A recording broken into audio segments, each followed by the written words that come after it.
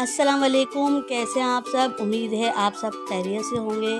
आज जो मैं आपसे रेसिपी शेयर करने जा रही हूँ वो है जापानी फल का मिल्क शेक। अगर आपको मेरी रेसिपी अच्छी लगे तो लाइक कीजिएगा, शेयर कीजिएगा, नए हैं तो सब्सक्राइब कीजिएगा, बेल आइकन के बटन को लाजमी प्रेस कीजिएगा, इससे मेरी हर आने वाली वीडियो आपको पहले मिल सकेगी। और मुझे कमेंट्स भी करके बताया करें कि आपको मेरी रेसिपी कैसी लगती है। ये मिल्क शेक बहुत ही मज़ेदार होता है, आप ज़रूर ट्राई करिएगा।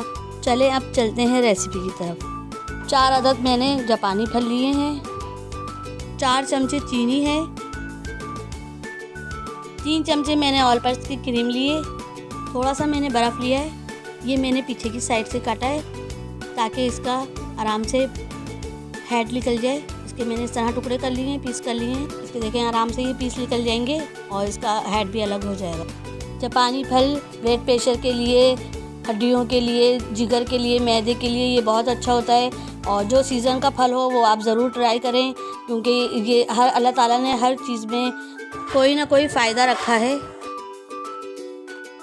आधा किलो ये भैंस का दूध है और इसको मैंने बॉयल कर लिया है। बॉयल करके मैंने ठंडा कर लिया है। ये सब मैंने काट लिए हैं। जापानी फल मैंने ये जूसर मशीन में डाल दिया है और इसमें अब मैं दूध भी शामिल कर दूंगी। दूध डाल के इसमें मैंने चीनी भी डाल दूंगी। चीनी डाल के मैंने 3 चमचे क्रीम के डाल दिए हैं। अब मैं इसमें बर्फ़ भी शामिल कर दूंगी।